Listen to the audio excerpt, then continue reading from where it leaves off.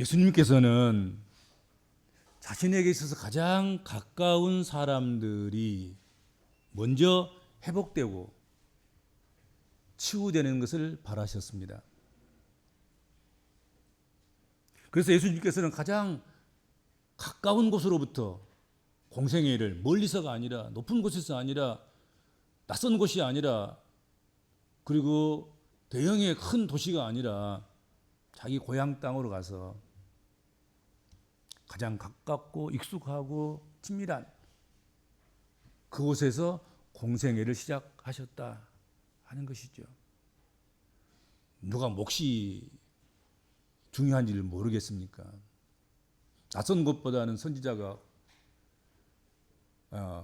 익숙한 곳보다는 낯선 곳이 더 나을 것이고 적은 농촌보다는 대형의 큰 도시가 더 나을 것이고 그걸 모르신 바는 아니시겠으나 예수께서는 고향 땅으로 가셔서 그곳에서 가장 익숙하고 아주 작은 농촌 마을 자기가 누구인지 잘 아는 그런 사람들에게 먼저 공생의 사역을 시작하셨다. 말씀을 가르치셨다 하는 것입니다.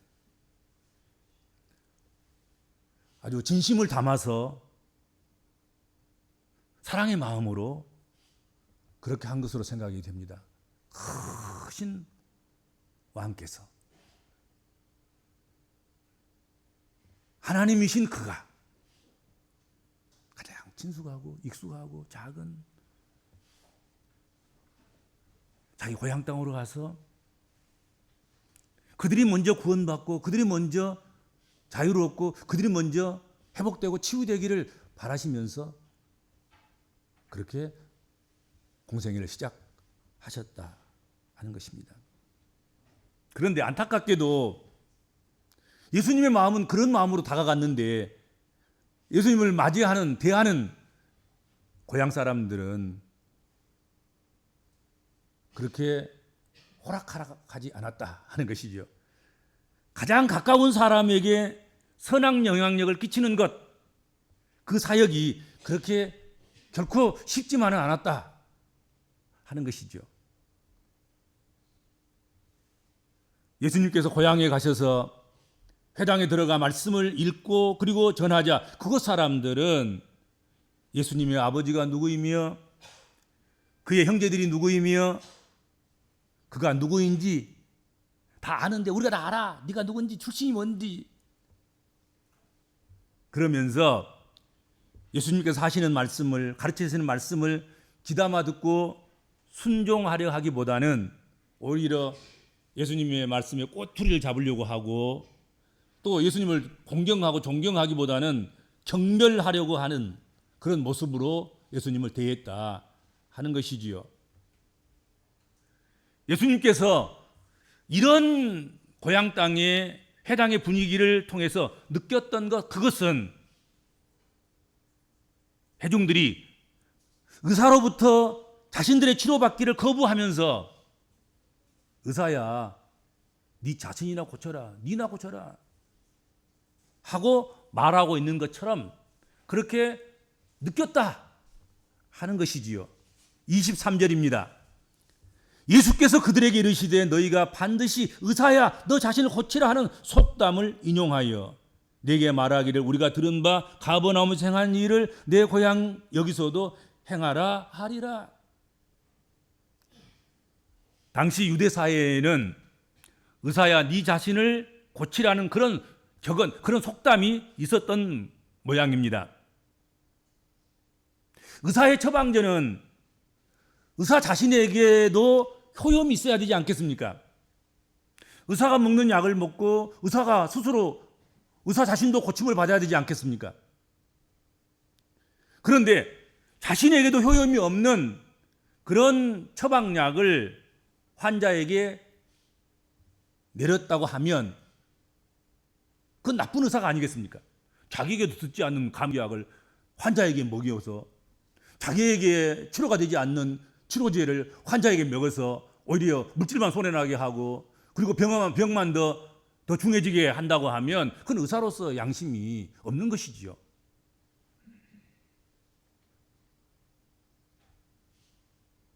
아마도 그런데 그 유대 사회 속에서는 아마도 그런 의사가 있었던 것 같아요. 자기가 먹어도 자기가 치료해 봐도 효용이 없는 그것을 다른 환자들에게 비싼 값을 주고 팔아서 치료를 했는데 치료가 안 되는 뭐 그런 어떤 일들이 벌어졌었던 것 아닌가 생각이 됩니다.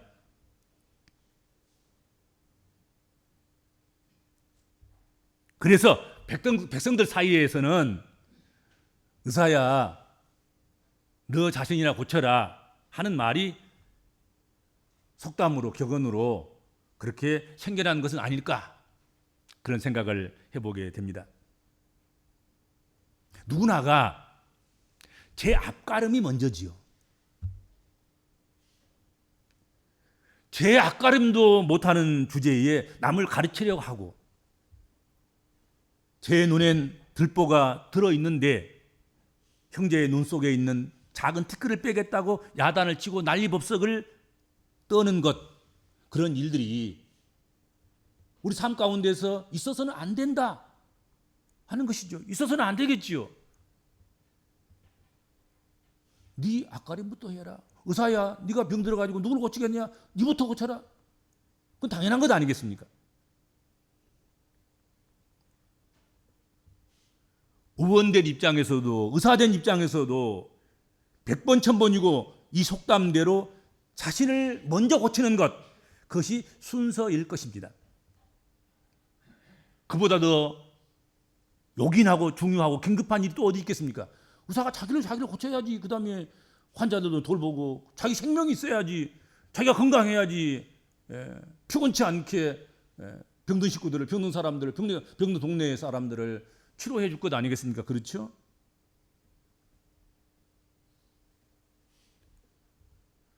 그런데 문제는 회당에 앉아서 예수님의 말씀을 듣고 있는 무리들이 예수님에게 의사야, 너나 고치라 하고 시비를 거는데 지금 문제가 있는 것 아니겠습니까?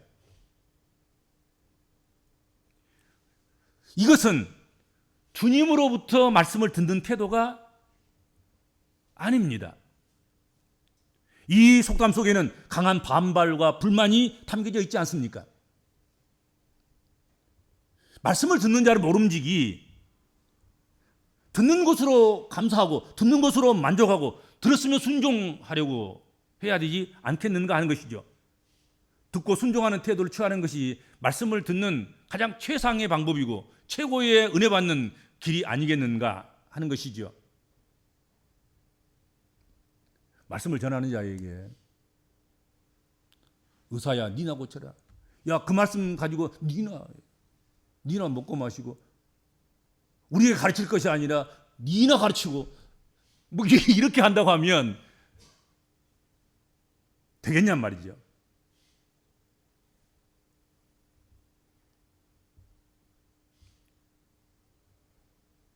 그렇게 한다고 하면 그 사람은 말씀을 들음으로 교훈을 얻을 수 없으며 유익을 얻을 수 없을 것이고, 들음으로 인해서 믿음이 생긴다는 그 약속의 말씀대로 어디 믿음이 생길 리가 있겠냔 말이죠. 그렇지 않아요? 들어서 믿음이 생기는 것인데 니나 들어라. 우리는 못 듣겠다. 니나 고쳐라. 그런 마음으로 하나님 말씀을 듣는다고 하면 어찌 그 심령 가운데서 치료가 있으며 나음과 고침이 생기겠으며 없는 믿음이 생기겠냐 하는 것이죠. 우리가 하나님 말씀을 들을 때 이와 같이 우리의 마음속에서 의사야, 니나 고치라 하는 식의 이런 불신앙적인 외침이 자라지 않도록, 이와 같은 것들이 마치 쓴뿌리와 같이 자라지 않도록, 존재하지 않도록 하는 것, 그것이 말씀을 듣는 청중이, 말씀을 듣는 우리 믿음의 식구들이 가져야 될 첫 번째 조건이다 이거죠. 그렇죠? 주시는 말씀을 언제나 감사히 받아들이고 진리를 진리대로, 복음을 복음대로 받아야 되지 않겠는가 하는 것입니다.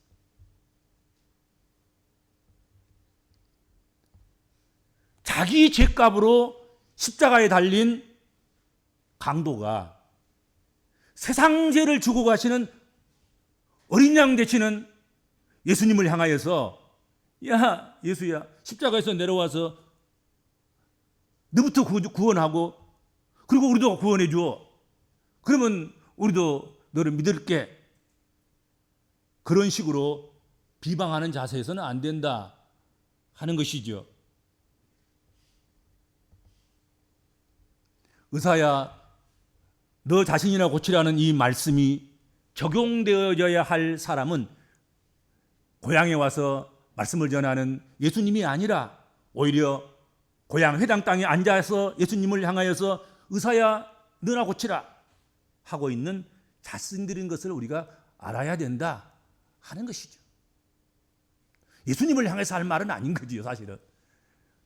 오히려 고향 땅에 회당에 앉아서 지금 삐딱하게 앉아서 말씀을 불편하게 수용할 자세로가 아니라 어떻게 하면 꼬리를 잡아서라도 불만을 표시할 수 있는 그런 지금 시선으로 그런 귀로 말씀을 듣는 고향 땅 회당에 앉아 있는 그 사람들이 해야 될 일인 거지요. 고쳐야 될 일인 거지요.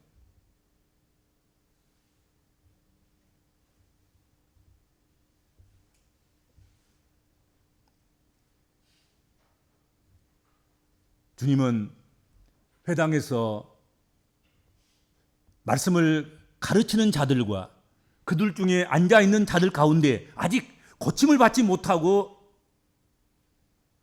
병든 상태로 남아 있는, 그러면서 자신을 안 고치고 남만 고치겠다고 앉아 있는 그 사람들을 예수께서 아주 지극히 불쌍히 여기는 마음으로, 민망히 여기는 마음으로, 또 사랑하는 마음으로 바라보시면서 아마도 이 말씀을 슬그머니 던지셨지 않을까 생각이 됩니다.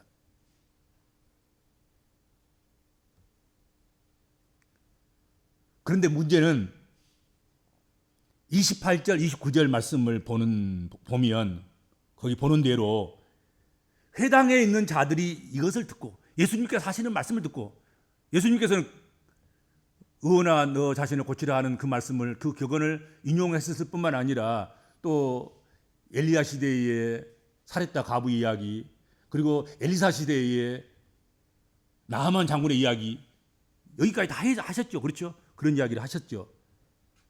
이 이야기를 듣고 회당에 있는 자들이 다 크게 화가 나서 일어나 동네 밖으로 말씀하시는 예수님을 쫓아내어서 그 동네가 건설된 산 낭떠리까지 끌고 가서 밀쳐 떨어뜨리고자 했다. 오늘 저기 그렇게 말씀하고 있습니다. 그렇죠? 고향 땅에 와서 그래도 가까운 사람들부터, 친근한 사람들부터, 내 이웃들부터 규모야 크든 작든 대상이야 많든 적든 간에 내가 가장 사랑하는 이들, 내 이웃들, 나를 알고 있는 그런 친밀한 사람들, 익숙한 사람들, 저들부터 먼저 복음을 듣고 저들부터 회복되고 치유되기를 바라시는 그런 마음으로 복음을 전했는데, 가르쳤는데, 그들이 회당에 있는 자들이 이것을 다 듣고 받아들인 것이 아니라 다 크게 화가 나서 일어나서 동네 밖으로 쫓아내어 그 동네가 건설된 산 낭떠리까지 끌고 가서 밀쳐 떨어뜨리고자 했다. 성경 그렇게 말씀하고 있습니다. 예수님은 사랑으로 가셔서 사랑의 마음으로 정말 친밀하게 가서 비록 나사렛에서 무슨 선한 것이 나겠느냐 하는 종교적으로, 역사적으로, 사회적으로, 또 문화적으로, 문명적으로 가장 어떻게 보면 이름 없는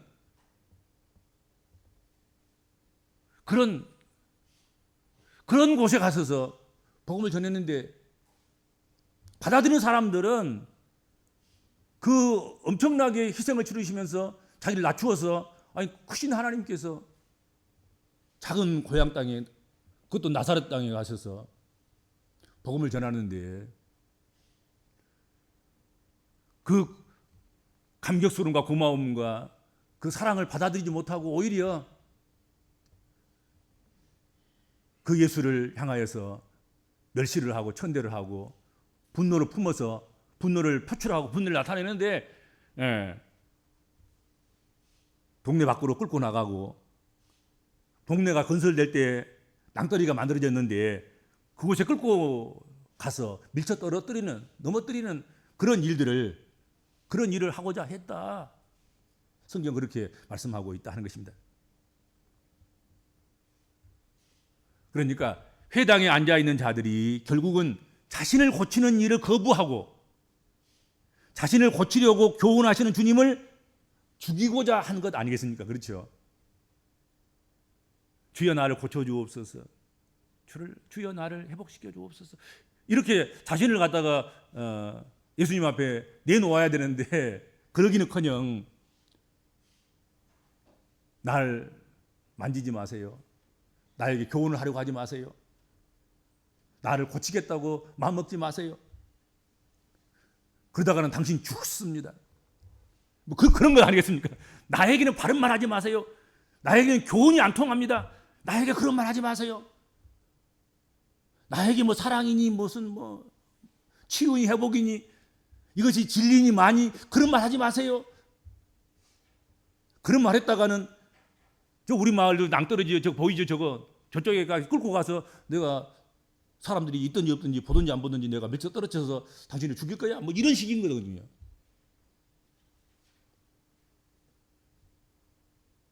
여러분, 자신의 치부가 드러나면 고쳐서 변화를 가져오는 사람들도 있습니다. 자신의 거울로 해서 자신의 허물과 자신의 부끄러운 것과 자신의 추한 것을 발견하고는 그것을 닦고 깨끗하게 단장하고 새롭게 하려는 그런 사람들도 있습니다. 그렇게 해야지 마땅한 것이죠. 그런데 어떤 사람들은 오히려 치부를 드러낸 그런 사람과 그 치부를 알고 있는 사람을 제거하겠다고, 없애버리겠다고 생각하는 그런 사람들도 있다. 오늘 본문에서 말씀처럼 말이죠. 그렇잖아요. 예수님께서는 고향 사람들 고쳐주려고 지금 다른 것도 아닌 작은 시골 마을 고향 땅에 가서 지금 그 크신 주님께서 만왕의 왕이신 그분께서 지금 자기를 낮추어서 고향 땅에서 지금 맨물이 되지도 않는 회당에 앉아 있는 그 사람들에게 지금 복음을 전하고 있는데, 가르치고 있는데 우리의 치부를 드러내. 그러면 당신을 살려둘 수 없지. 그리고 끌고 나가서 마을 낭떠러지 거기다가 던져버리려고 했지 않습니까? 그렇잖아요. 그렇게 낭떠러지까지 끌고 가서 죽였던 일이 있었던 것 같고, 또 그런 일들이 있어서 뉴스거리가 된 적이 있었던 것 같고, 그건 역사적인 사례였던 것 같고, 그러니까 예수님조차도 그렇게 해보려고 했다 하는 것이죠. 여러분들 어떻습니까? 치부가 드러나면 치부를 수선하고 깨끗하게 하고 씻고 화장해서 감추고 단장을 하고 깨끗하게 하려고 하십니까? 아니면 치부를 드러낸 사람들을, 치부를 드러내는 거울을 깨뜨리고 치부를 보라고 거울을 내민 사람의 멱살을 잡고 죽이려고 하고, 그런 사람은 아닙니까? 그래서는 안 되겠죠. 그래가지고 고쳐지겠습니까? 그래가지고 새 사람 되겠습니까? 그래가지고 변화가 오겠습니까?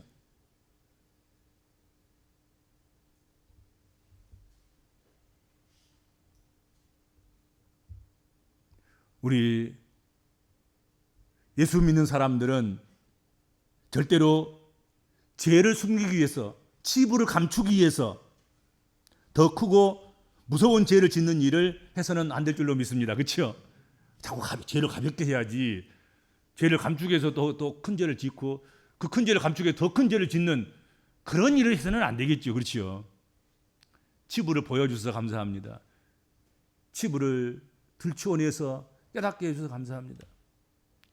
고치고 또 고쳐서 새롭게 해보겠습니다. 그리고 무릎 꿇고 애써서 힘써서 그렇게 자신을 깨끗하게 하는 것, 그것이 우리가 해야 될 일인 것이죠. 우리 복음적 그리스도인들이 그렇게 살아가야 되는 것이죠. 그렇죠?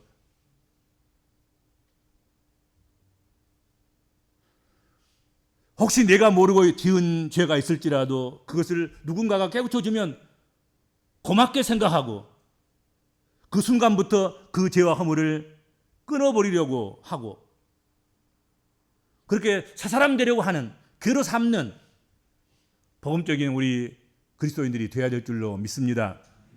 기도하겠습니다. 주님,